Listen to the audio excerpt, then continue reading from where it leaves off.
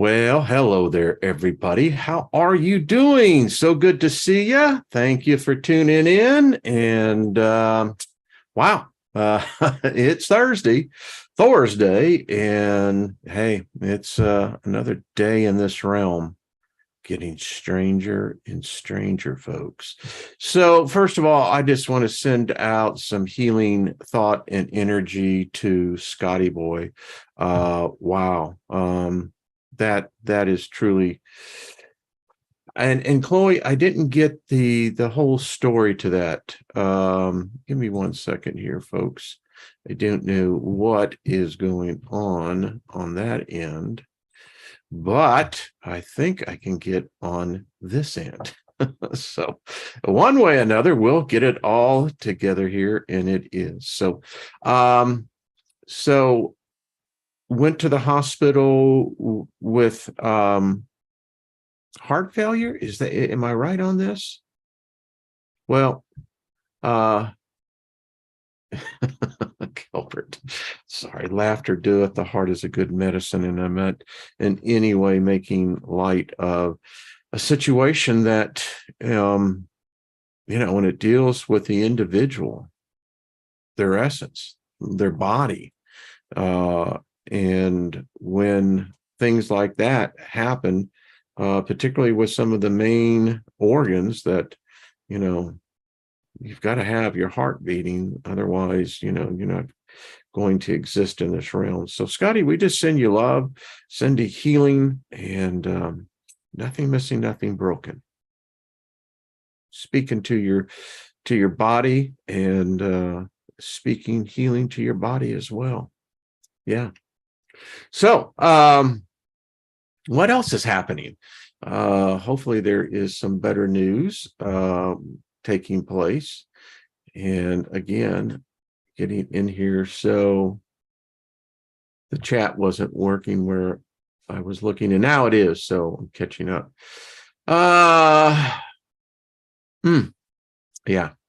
So anyway, trust that we're all doing okay. I hope you're prospering. I speak favor over us all, nothing missing, nothing broken. That's paradise. I mean, seriously, if you are in a state of consciousness where there is nothing missing and nothing broken, you are in rarefied places. So, yeah. Hey, I have the Maelstrom. Haven't seen you in a while. How are you? How's everything over across the pond? Deborah, good to see you. Jenny, good to see you. When are you going to come on? Got an open invite. I'd like to get Jenny, you, and Chloe on at the same time. It just got that vibe that would be a really good thing. So we got to coordinate. And Robert V., how are you? Haven't seen you in a while. Good to see you, Mary. Haven't seen you in a while. Doug, how are you doing? Gaia, wow, good to see you. How is Paul sending you love? Man, it's like a homecoming. Bonnie and Paul Joe, lost in space. What's up, Lori? Hello. So good to have everybody here. So yesterday, my love of my life, my wife, she woke up really sick. So, that's when you get to be the caregiver. There's no greater service you can do to another individual than to care for them. Yeah. This group of beautiful souls that come and join together here and in other channels, we know each other. We may not know, the complete history, but we know each other where we are now. And now is what's important. Can't do anything about yesterday. In the future, well, abracadabra is all I got to say. I create what I speak. And granted, there are others who are creating what they're speaking, but anyway. So Jenny, it's so good I've had you so many, and Gaia, that can't say this as well. Just You beautiful, beautiful people. Ben Greedy, how are you, my friend? Good to see you. She is better. I spent a lot of time healing my wife, and yeah, it works. Nothing is impossible for he who believes.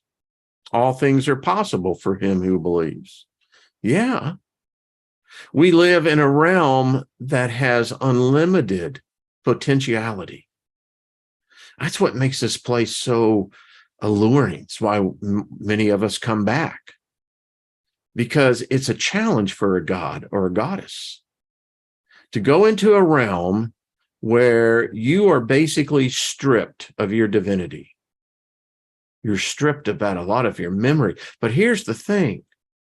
The spirit that emanates energy, it carries with it things that we still don't. Our religions, our philosophies fail so short of truly describing what it is. And there's been some great writings on what is the soul, what is our purpose. So it is the moment. And these are the moments that will be our cherished memories in Tomorrowland. We will look back with fondness, with such joy that we got to meet like-minded spirit beings. We all have souls. We're going to get into that because this is I got a book that, wow. So I want to say much love and thank you to Judith Kwaba. Judith lives, she's part of the family here, part of the tribe over in Germany. I was a guest of hers on Night Flight, her radio show. And we had a great time. When she sends me the link and the video, I'll repost it here. Just love Judith. We're going to get together again for 2 hours because 1 hour proved to be not enough time. There's never enough time. And it's true. It is so freaking true. But anyway, so cheers, whatever your favorite libation. Yes. So while we were in this great discourse, Judith I just love her mind. Just like Jenny and all the rest of y'all. And I mentioned about, this cloud that we've been able to see through our electronic eye in the sky. I actually pointed out. Anyway, it's called the G2 cloud. And so Judith sent me a link, and I want to share that with everyone because, folks, this is just my hypothesis that here we go. You see, I think this is what the elite, the world governments know. I think this is why Bezos is digging out in West Texas and digging so deep, whatever the hell they're building there. I mean, it comes up on the seismic registers. I mean, come on. So I think they've known about this. It got to a point where there was enough people who began to know it outside the circle. There is something coming, folks. This is what I really do believe is the big show. And if you take this in conjunction with all the other celestial stuff that's happening, and I mean, our very solar system is changing. The dynamics of our very galaxy is changing. We're finding out that space, the existence of life in this realm, in this universe, is precarious at best. At worst, it's almost impossible. And it's like when you got your thing going, for a species, I ain't saying we got our thing going because we're far from it anyway. Then you get these, what can I say? Natural events. space. We don't know space. We don't even know the space between the space. You know what I'm saying? But anyway, so this event happened 26,000 years ago. This gentleman, by the way, this is called the Sphinx Stargate. I will leave the link in my update on this one. The astronomer in this article, well, he's passed over. I think it was last year. His name was Mr. Lavalette. There we go. Finally got it out. Passed on. He's over on the other side. But this is something that everyone should read. It's coming. And according to his last measurements, they're discovering more and more that now this damn thing's coming twice as fast. I don't know what that means because I don't have any reference point as to what fast means. I don't have a reference to that. I can use a generality to what twice as fast means, which says that if he was concerned about the speed to begin with, and now before he crossed over, was saying, we made a problem. How many times in science do we find this the case? Well, we found out that the science wasn't, yeah. So it's coming. He said the revised trajectory of the G2 cloud dramatically increases the chances that a star hidden within the cloud might have companion stars or planets ripped from it by tidal forces and ultimately consumed by the core.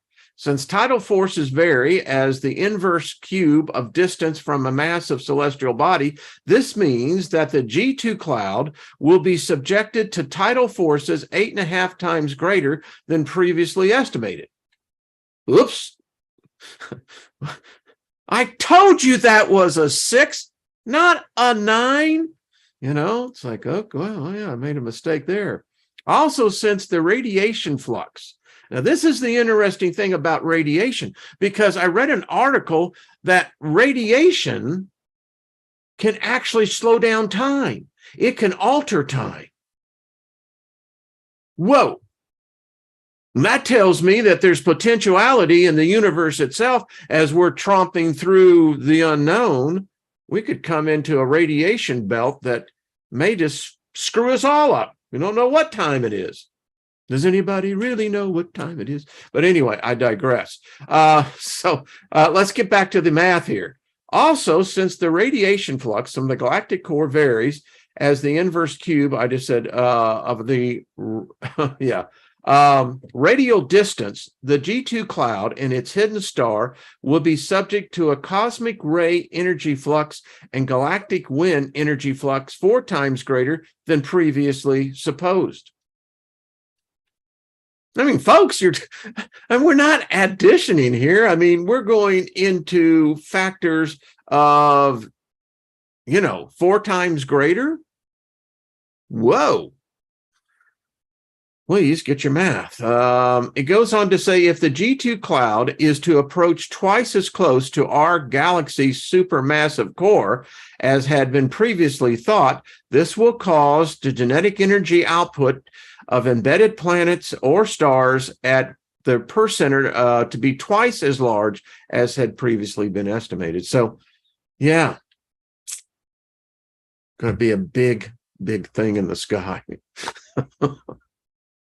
There we go. That's all I got to say. Okay. It's like, darn it, they did it to us again. Yeah, they did. So, yeah. It's amazing because we're on this journey. So let me get right into the material because I really don't want to, waste any more time on just my thoughts. Reading your thoughts, but your thoughts are cool.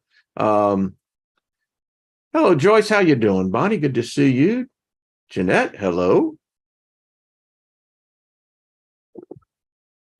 And Jargo, what's up? So, you're going to really love this. So I have This document I have shared with you before. It is the genesis of the regenesis of man, Homo. And in this case, according to this professor, the research, 300 million years overview of the humanid evolution, including dark mothers and later migrations. Emergence of human evolution. One African dark mother. 3 million years ago in South Africa, an ancient hominin stumbled into the red jasperite pebble, weathered in such a way as to resemble a face. He or she was mesmerized enough to make the stone a keepsake, carrying it back to a home base several miles away, where it was found by modern researchers, and the Paleolithic hominids also had a penchant for collecting fossilized coral, snails, and seashells. Now, I'm not going to spend any more time on this, but this opens up for discussion in the aspect, did these early hominids, us, we carry them with us, did they have a soul? Then this is in stark contrast to what most people really think happened by some god, some male god that just snapped his fingers and said, amen, all right. If you want to believe that, that's cool. But anyway, let's get back to, common sense here. My question is, did they have a soul? Did these early humanids, they're not even humans, they're humanids. Are they subjected to reincarnation? You see, I think sometimes we get so wrapped up into this modern theology, eschatology, the modern philosophy, that we think we know all the answers. But I ask, did they have a soul? Did they have a spirit? Were they granted the same rights as we have as far as being allowed to evolve, to ascend? How many of them are they here today? They obviously had a way advanced head start, or did they? Are we, in fact, them? I wonder if this hominin, early human, that could they have imagined that what they started, what they were the start of, and if they could have seen us today, I wonder how well that would work. I'm not sure. All right. I want to get right into this book here. This is called Ghostland, or The Researches into the Mysteries of Occultism. It's illustrated in a series of autobiography sketches in 2 parts by the author of Art Magick, which extracts from the records of magical seances, etc., translated and edited by Emma Hardinge Britton. So this is quite interesting. We're all neophytes. Most people have no idea what the mystery schools are. They don't have any idea that they exist, and that's by design. There's others of us who we've heard about it, read something about it, but truth be known, none of us have actually been, or have we, become initiated to be the next level from a neophyte to an adept.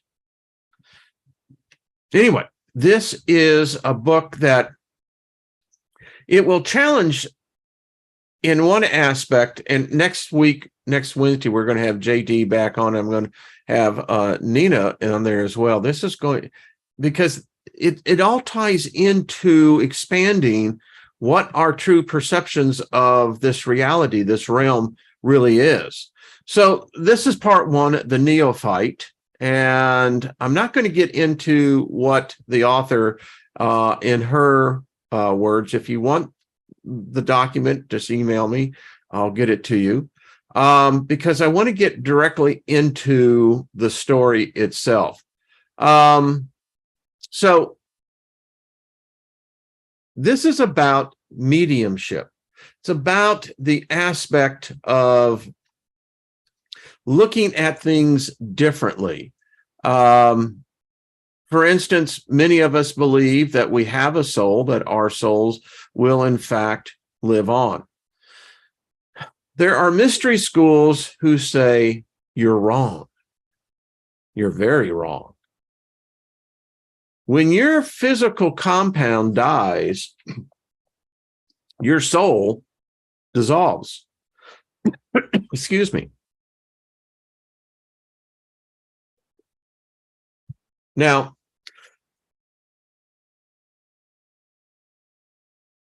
somebody had that thing. So this is a story about a gentleman whose family originated from Hungary. They left because of oppression, the government, but they refused to give up their real estate. So as they moved abroad, they could always say that they had an estate in Hungary. This is a story as well about the young son who was second in line, whose brother died, and he was then sent at a young age, at 10, to go back into Europe. Excuse me again. Wow. Excuse me. And he records the events of his life. And it is quite interesting because I want to get into some of the good parts. Gets into his family. All right, this is where it starts getting interesting. So join me. This is going to be a great adventure. He says, I was about 12 years of age, as well as I can remember, when returning one day late in the afternoon from the college I attended at B. Doesn't want to give away, the names of the innocent.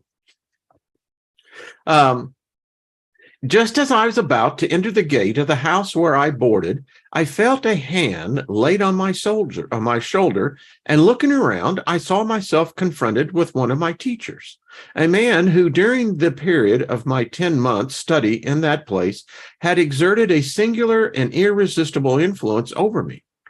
He was a professor of Oriental languages, and though I had not been regularly entered into his class, I had joined it because he one day suddenly asked me to do so, and I as suddenly felt impelled to accept his offer.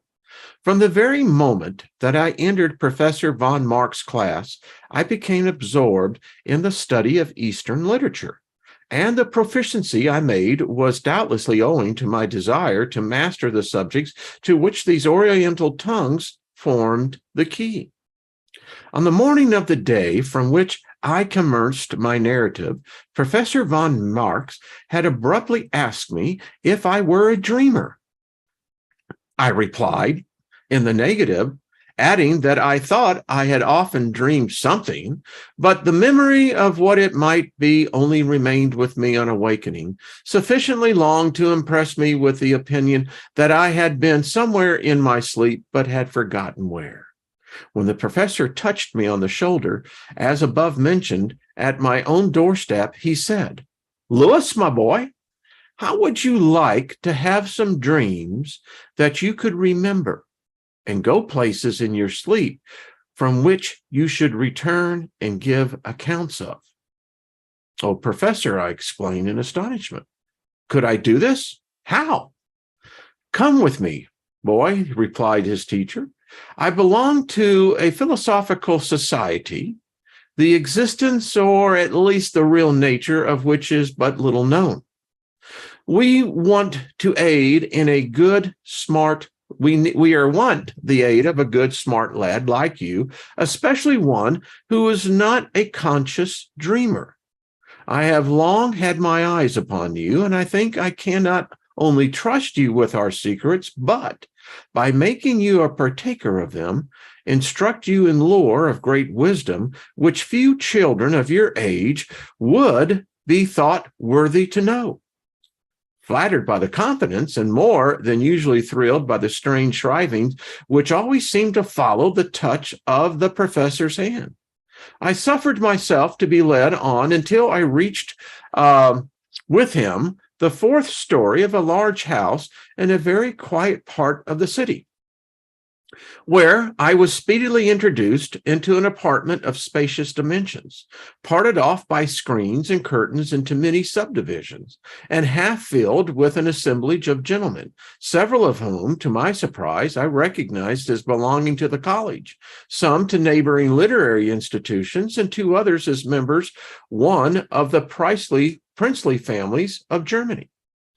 There was an air of mystery and caution attending our entrance into this place and my subsequent introduction to the company, which inclined me to believe that this was a meeting of one of those secret societies that, young as I was, I knew to have been strictly forbidden by the government. Hence, the idea that I was making one of an illegal gathering impressed me with the sentiment of fear and a restless desire to be gone.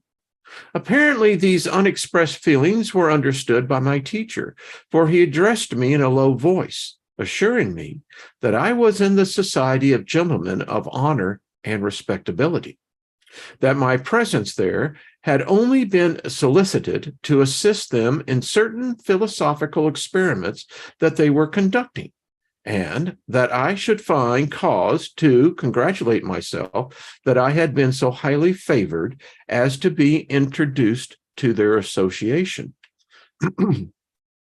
Whilst he spoke, the professor laid his hand on my head and continued to hold it there, at first with a seemingly slight and accidental pressure, but ere he had concluded his address, the weight of that hand appeared to me to increase to an almost unendurable extent. Like a mountain bearing down upon my shoulders, columns of fiery, cloud-like matter seemed to stream from the professor's fingers, entered my whole being, and finally crushed me beneath their terrific force into a state where resistance, appeal, or even speech was impossible.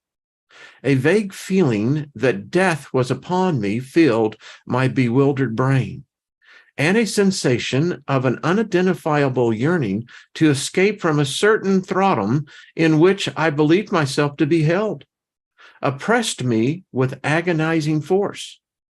At length, it seemed as if this intense longing for liberation was gratified. I stood and seemed to myself to stand free of the professor's crushing hand, free of my body, free of every clog or chain, but of an invisible yet tangible cord, which connected me with the form I had worn, but which now, like a garment, I had put off, laying asleep in an easy chair beneath me. As for my real self, I stood balanced in the air, as I thought at first, about 4 feet above and a little on one side of my slumbering mortal envelope. Presently, however, I perceived that I was treading on a beautiful crystalline form of matter, pure and transparent, and hard as a diamond, but sparkling, bright, luminous, and ethereal. There was a wonderful atmosphere, too, surrounding me on all sides. Above and about me, it was discernible as a radiant, sparkling mist, enclosing my form, piercing the walls and the ceiling, and permeating, permitting my vision to take an almost illuminatable area of space, including the city, fields, plains, mountains, and scenery, together with the firmament above my head, spangled with stars, and irradiated by the soft beams of the tranquil moon. All this vast realm of perception opened up before me in despite of the enclosing walls, ceiling, and other obstacles of matter, which surrounded me. These were obstacles no more. I saw through them as if they had been thin air. And what is more, I knew I could not only pass through them with perfect ease, but that any piece of ponderable matter in the apartment, the very furniture itself, if it were only brought into the solvent of the radiant fire mist that surrounded me, would dissolve and become like me and like my atmosphere, so soluble that it could pass, just as I could, through everything material. I saw, or seemed to see, that I was now all force, that I was soul loosed from the body, saved by the invisible cord which connected me with it. Also, that I was in the realm of soul, the soul of matter, and that as my soul and the soul realm in which I had now entered was the real force which kept matter together, I could just as easily break the atoms apart and pass through them as one could put a solid body into the mist of water or air. Suddenly, it seemed to me that I would try this newly discovered power by observing that the college capo I had worn on my poor lifeless body's head was lying idly in the hands.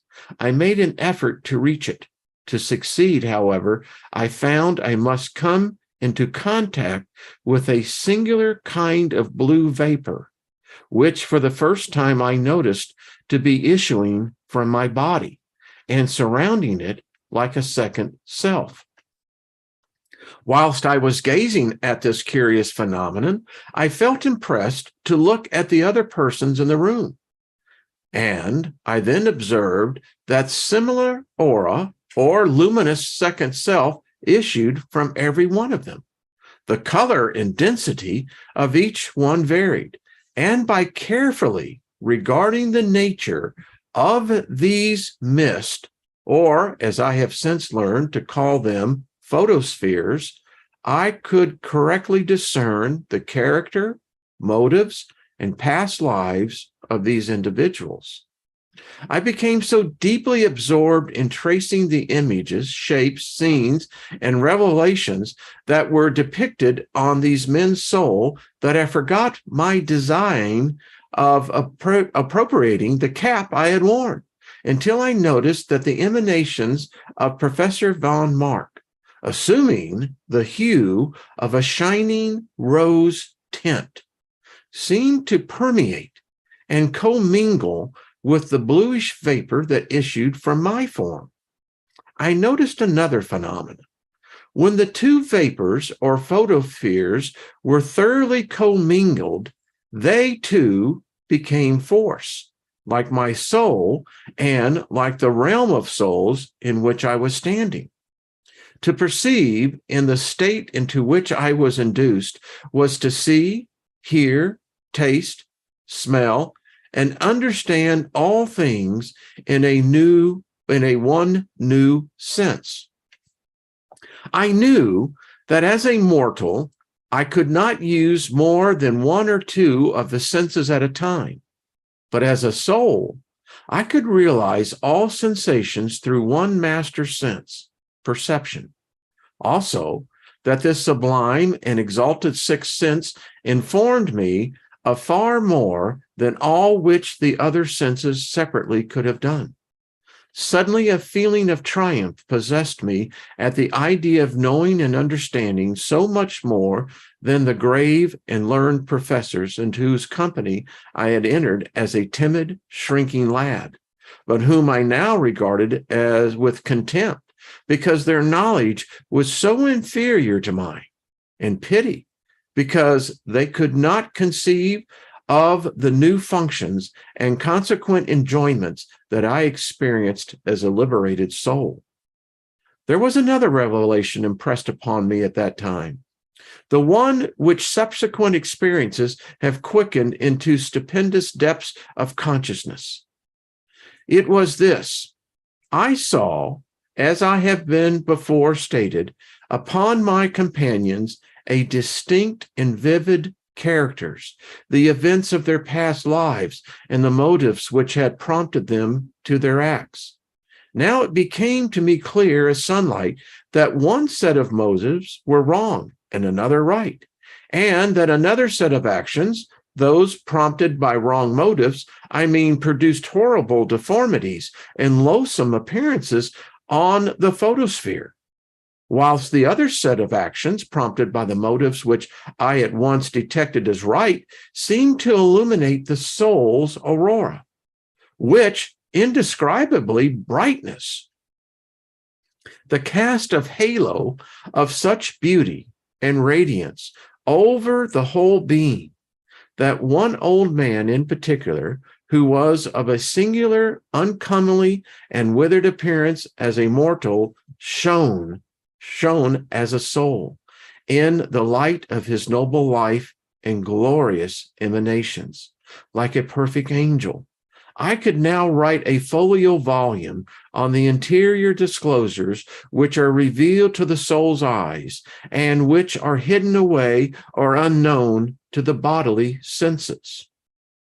I cannot pause upon them now, though I think it would be well if we would write many books on this subject, provided men would read and believe them. In that case, I feel confident human beings would shrink back aghast and terror-stricken from crime or even from bad thoughts. So hideous do they show upon the soul, and so full of torment and pain does the photosphere become that is charged with evil. I saw in one very fine gentleman's photosphere a representation of all sorts of the most foul and disgusting reptiles.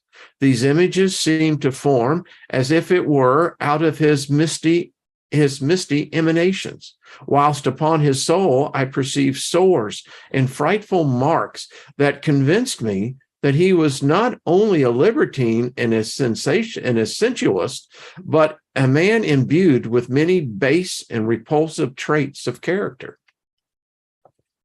What I saw that night made me afraid of crime, afraid to cherish bad thoughts or harbor bad motives. And with all my faults and shortcomings in afterlife, I have never forgotten or ceased to try to live out the awful lessons of warning I have learned.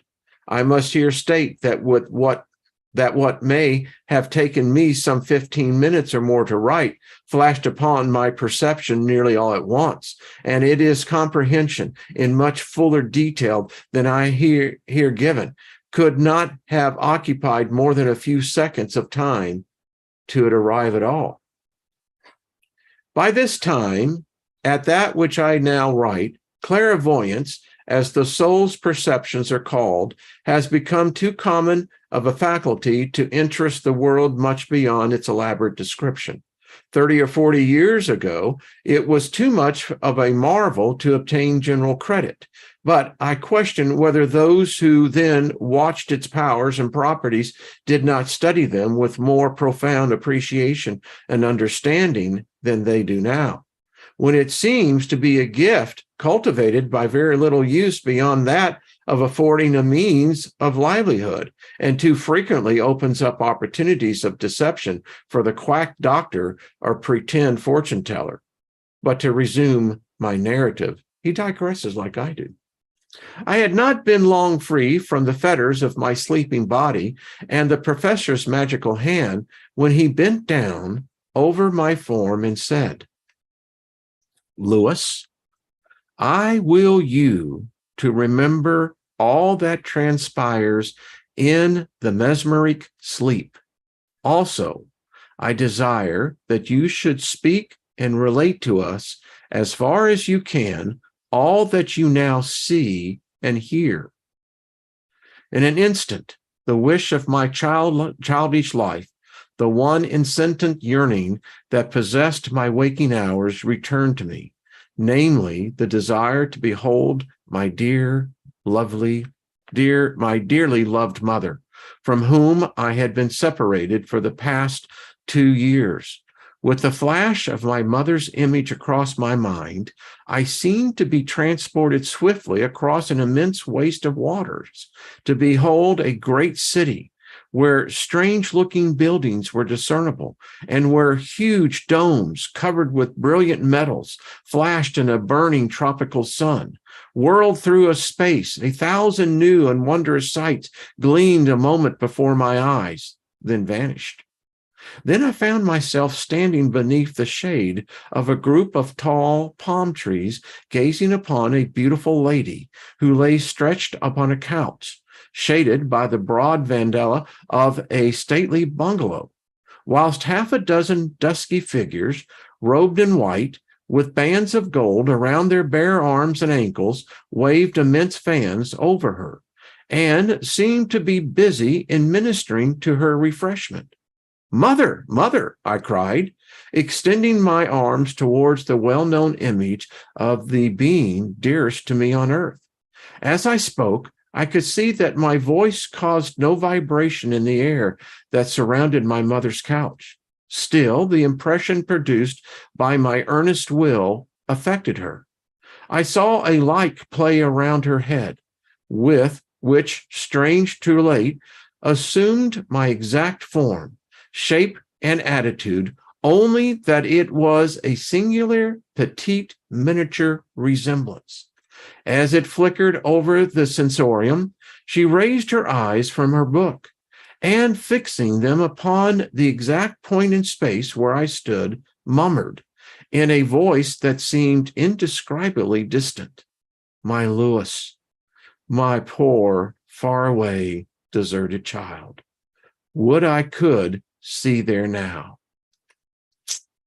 At that moment, the will of my magnetizer seemed to intervene between me and my unexpected vision. I caught this voice saying in stern tones, "Do not interfere, Herr Esquire. I do not wish him to see his mother, and the tidings he could bring from her would not interest us." Someone replied, for I felt that the professor listened, though for some cause unknown to me, then I could not hear any voice but his. Again, he spoke and said, "I wish him to visit our society in Hamburg and bring us some intelligence of what they are doing there." As the words were uttered, I saw for one brief second of time my mother's form, the couch whereupon she lay, the veranda, the bungalow, and all of the objects that surrounded her turn upside down, like forms seen in a reversed mirror.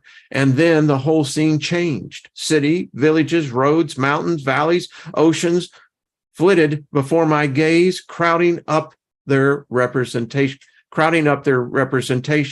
And in a large and splendidly furnished chamber, not unlike the one I had entered with the professor, I perceived that I was in Hamburg, in the house of the Baron von S., and that he and a party of gentlemen were seated around a table on which were drinking cups, each filled with some hot ruby-colored liquid from which a fragrant herb-like odor was exhaled.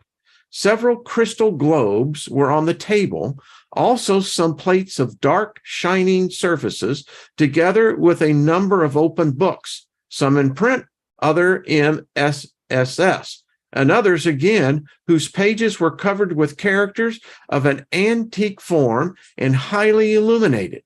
As I entered, or seemed borne into this apartment, a voice exclaimed, "A messenger from von Mark is here, a flying soul, one who will carry the promised word to our circle in B."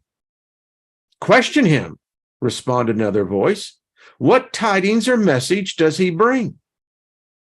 "He's a new recruit, no adept in the sublime sciences," responded the first speaker, "and cannot be depended upon." "Let me speak with him," broke in a voice of singular sweet tone and accent, And thereupon I became able to fix my perceptive senses so clearly on this last speaker that I fully realized who and what he was and how situated. I observed that he stood immediately beneath a large mirror suspended against the wall and set in a circular frame covered with strange and cabalistic looking characters. A dark velvet curtain was undrawn and parted on either side of the mirror, and in and on, I cannot tell you which, its black and highly polished surface, I was a miniature form of a being robed in a starry garments, with a glittering crown on its head.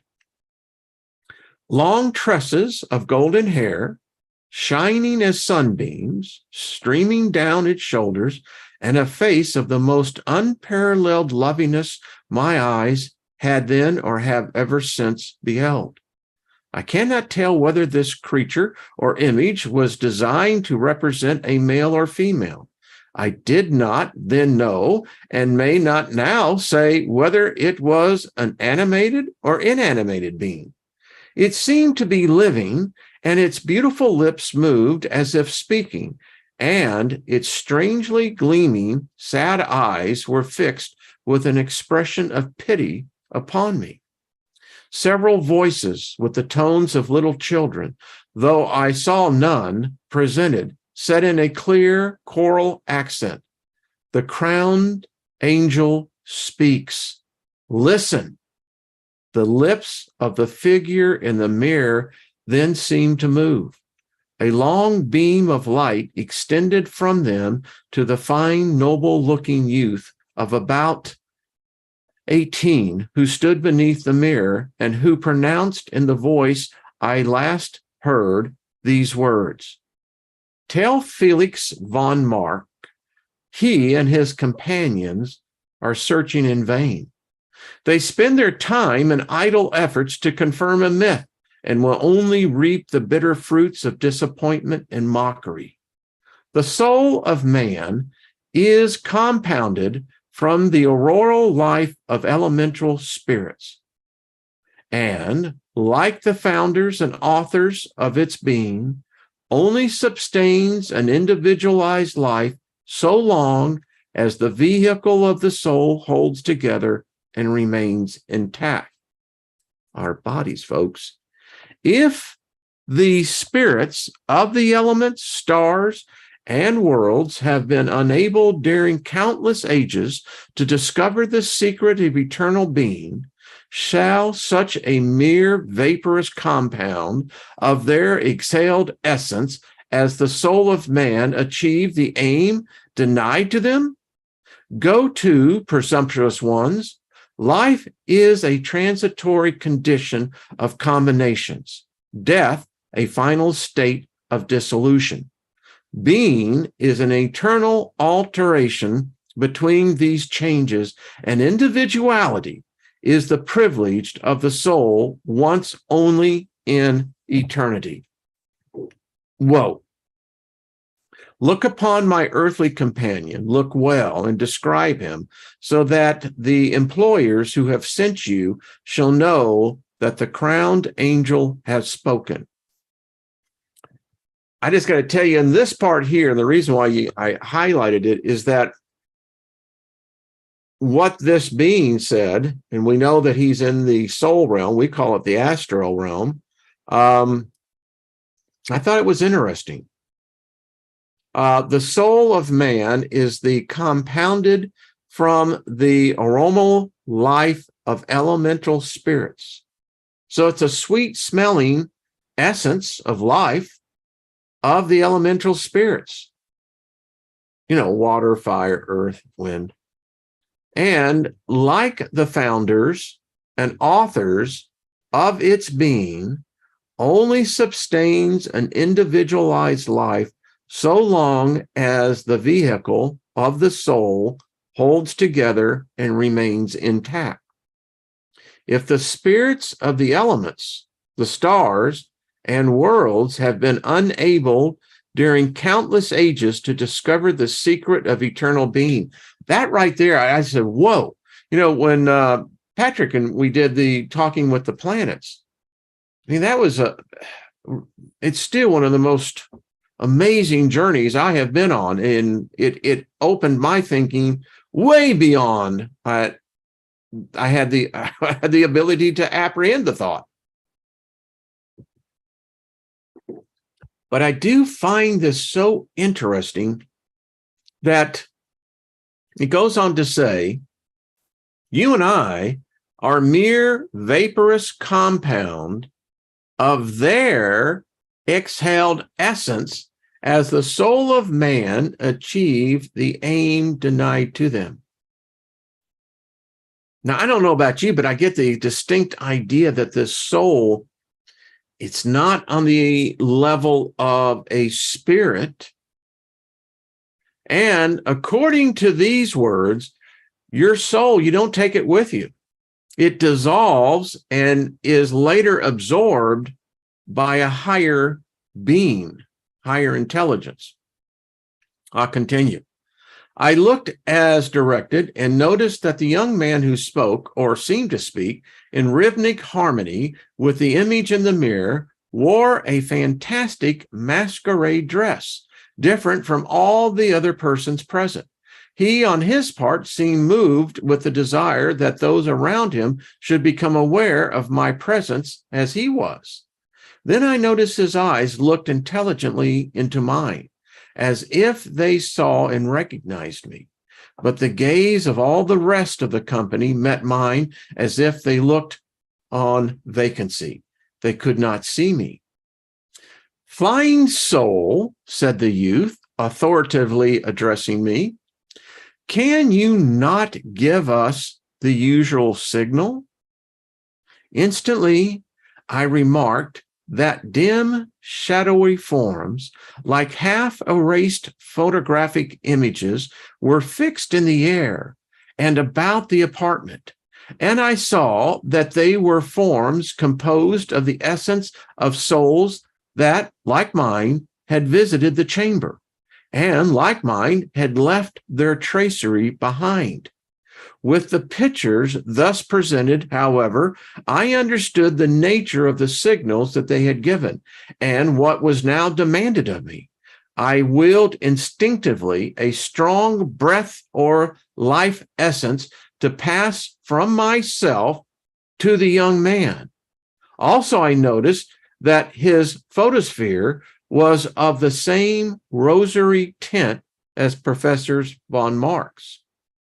I saw the blue vapor from my form exhale like a cloud by my will, commingled with his photosphere, and precipitated itself towards his finger ends, feet, hair, beard, and eyelashes. He laid his hand on a small tripod of different kind of metal which stood near him, and by the direction of my will, 5 showers of the life essence was discharged from his fingers, sounding like clear, distinct detonations through the apartment. All presented stated, and one voice remarked, "The messenger has been here." "And gone," added the youth, when instantly I shrunk back into the blank unconsciousness. Ghostland. Chapter 2, the marvel of magnetic influence and somnambulism. Somnambulism, and basically that is a sleepwalker. The secret societies, magic, the atmospheric spirit, flying souls, murders, and its results. As I recall the singular experience which marked my early boyhood, it seems but yesterday that I, now a man in the meridian of life, was the lad of 12 summers led to my home by the hand of Professor von Mark on the memorable night when I first realized the marvel of magnetic influence and the somnambulic lucidity in the experiment detailed in the last chapter.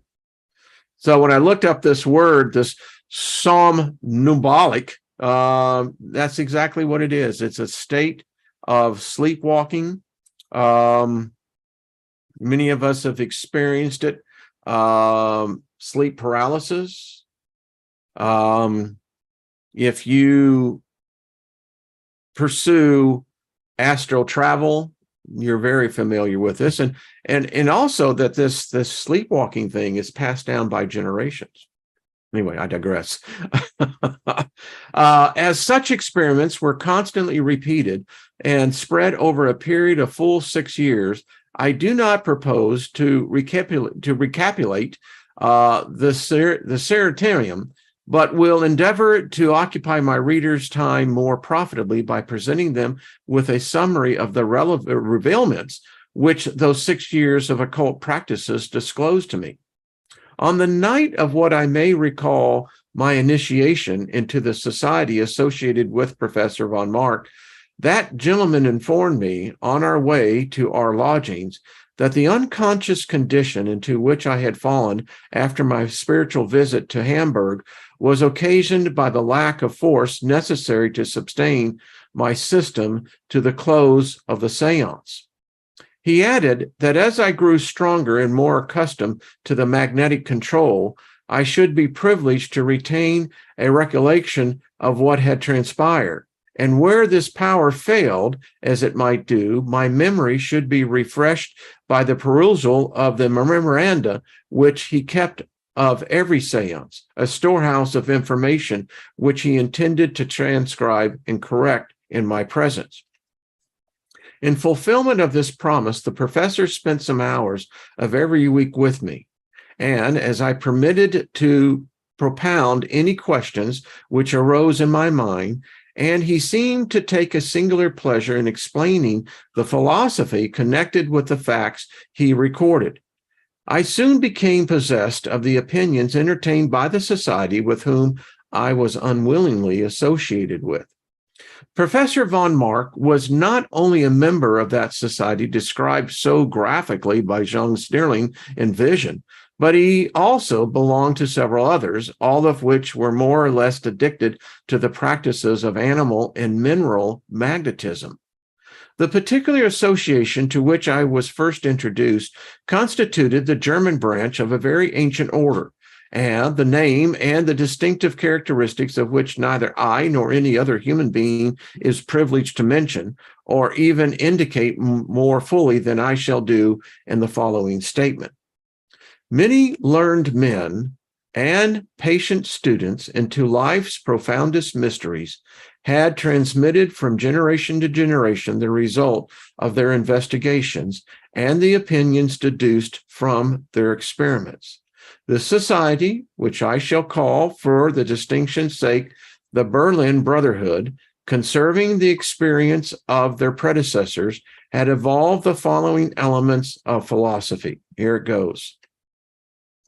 They believed that every fragment of matter in the universe represented a corresponding atom of spiritual existence, that this realm of spiritual being was the essence, force, and real substance of the material, but that both inevitably dissolved together, both being resolved back into their component parts in the chemical change called death.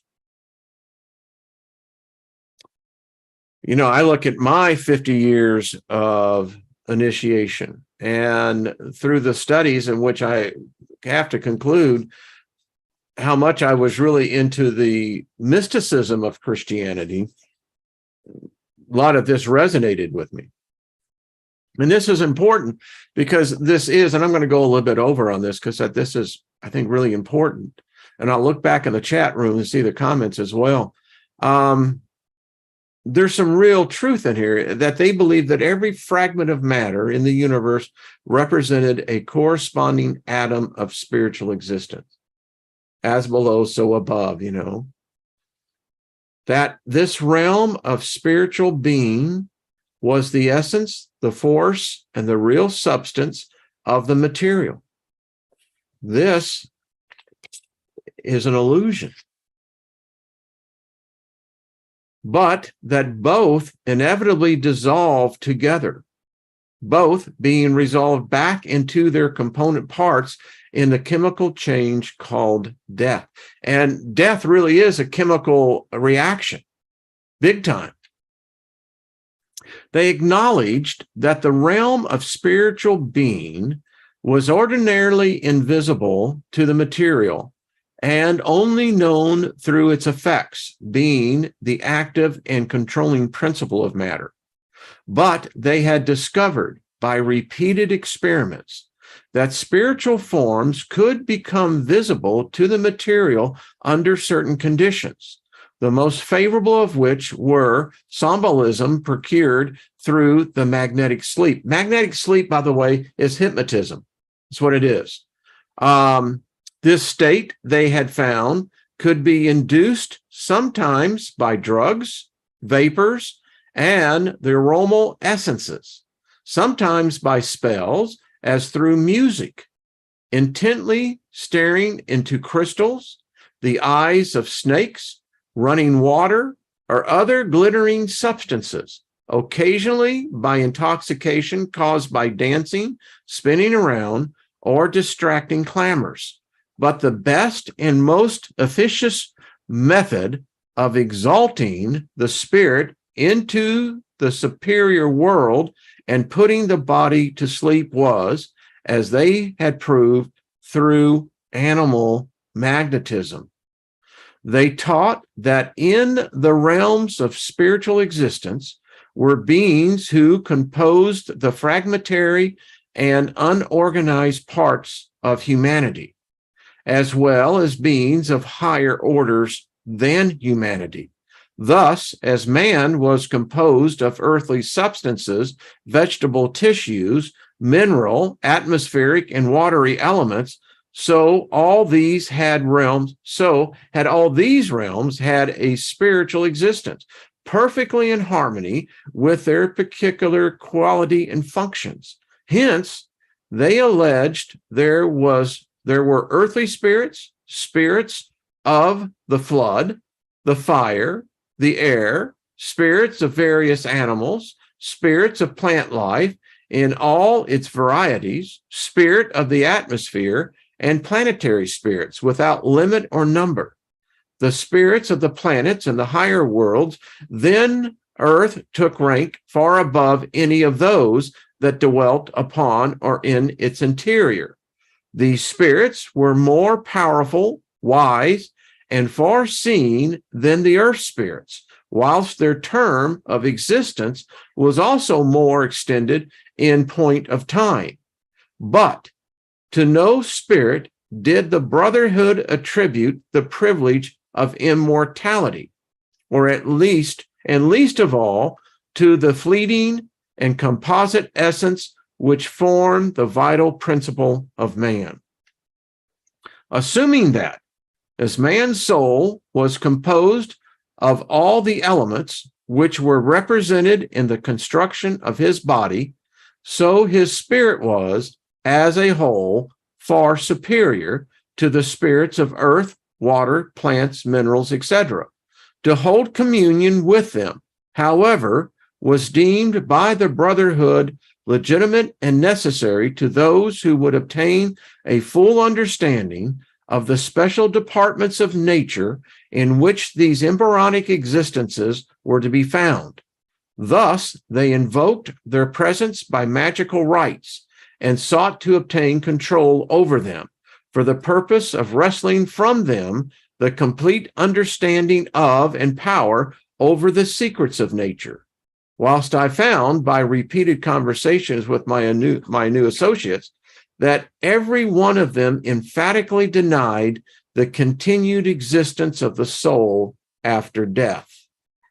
They still believed that the soul's essence became progressed by entering into organic forms, and thus that our essences, though not our individualities, were taken up by a higher organism than man's, and ultimately formed portions of that exalted race of beings who ruled the fate of nations and from time to time communicated with the soul of man as planetary spirits.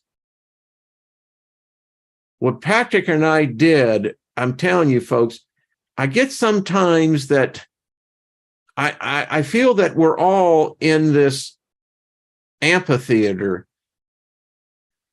and something's going on up here. I mean, the things, if you go over the years of this channel, this is not coincidence. As I'm beginning to see this is intelligently orchestrated. I continue.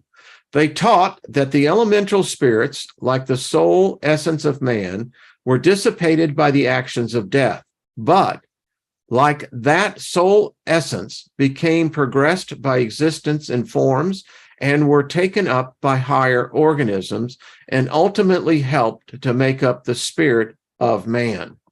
Wow. Strange and even fantastic as the belief sketched above may appear to the skeptic, the materialist, or spiritualist, permit me to assure all of these differential classes of thinkers that these views have a far wider acceptance than the bare facts of history or biography would lead mankind to believe. I have conversed with leading minds of the German schools in many phases of thought and have found them unable to combat the facts I had to show, and compelled them to acknowledge the plausibility of my theory as an explanation of many of what would otherwise remain insoluble problems in nature. The society to which I was introduced by Professor von Marx was not the only one which cherished these views. In Arabia, India, Asia Minor, Hungary, Bohemia, Italy, France, Sweden, Great Britain, secret societies exist where these beliefs are accepted, and some of the experiences I'm about to relate occurred in the great Babylon of materialism, London, during a visit which I made with Professor von Marx to England. So I'll cut it off right here. We'll pick up tomorrow because it gets even more interesting when you find out what happens to... Now, why is it that we can record EVPs? Why is it that we can record the mist, the full body apparitions? Well, it's because this in-between realm. And although this belief that the soul is disillusioned, dissolves, and then our essences is basically absorbed by a higher intelligent being, maybe that's where different parts of our personality come from. I'm not sure. But nevertheless, there is this place called Ghostland. And it's where, if it depends on how your point of view or perception, potentially trillions of souls are there. Yeah. We'll read tomorrow. I hope you've liked this. Let me know. She's doing much better, Nina. Trust me. Yeah. Wayne Dan Winter would be a great guest. I've invited him on. I'll do it again. What else is going on? Okay. Astral Land. Isn't that true? New Yoda. Yeah. So anyway, thanks for hitting the like button. Again, I know that, it aids to, I think, this much bigger, picture, this panoramic picture. We're not doing a portrait. We're doing this panoramic view. And wow, it's it's different. Flying souls. I love that term, flying souls. How many of us are flyers in our dreams? How many times have you dreamt that you were held down when you were flying? Raise your hand. Yeah. And how many times did you find that, in my case, there was always these power lines? And the one time that I broke through, holy crapola. I mean, Purgatory Traveler, how are you? Yeah. I mean,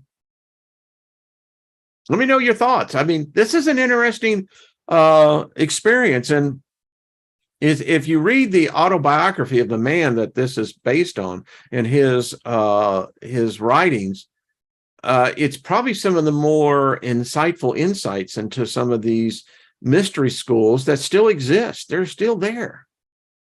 It's just that I guess you and I just don't qualify, I don't know. Okay, Enlo, great, got that. And Chloe, we're going to get you on, darling. Just let me know. I know you said tomorrow, but let me know what day you have free, and I'd love to have you on. It's like a grid, paradox of fossils. Yes, indeed. And it used to frustrate me. I mean, I was a flyer in my dreams. Wow. But anyway, what do I know, right? Sivani says, I was laughing when I was flying, and the more I laughed, the higher I flew. I could see that. Yeah, indeed. A lot of people, a lot of flyers here. I love that. The crowned angel, that was another one. The soul dies with the body. To me, that this is where I'd have to have the debate, but obviously it would say, well, you don't know, Steiger. Well, but I have the knowledge enough to ask, right? I mean, I don't think there's any wrong questions to ask. Maybe wrong answers, but I don't think wrong questions. Wow, Joe, that was really interesting. All right, folks. Much love to you. Enjoy the rest of the day. I'll see you tomorrow. And man, I love this stuff. It's just so cool. Again, thank you all. Namaste to you all. And, have happy feet. Make sure you have a happy soul. That's what they commit. What condition is your soul? But, then again, the other debate, as I'm sitting here, you're going, but then what about the other religions that talk about, you're losing your soul, or, is that the second death? Is that where, I kind of like my soul. It's me. And, I'm rather naked if you don't have any of my memories, it's just, yeah. That's all I got to say. Hey, Trina, much love to you, darling. I mean, yeah, just saying. For a friend. All right.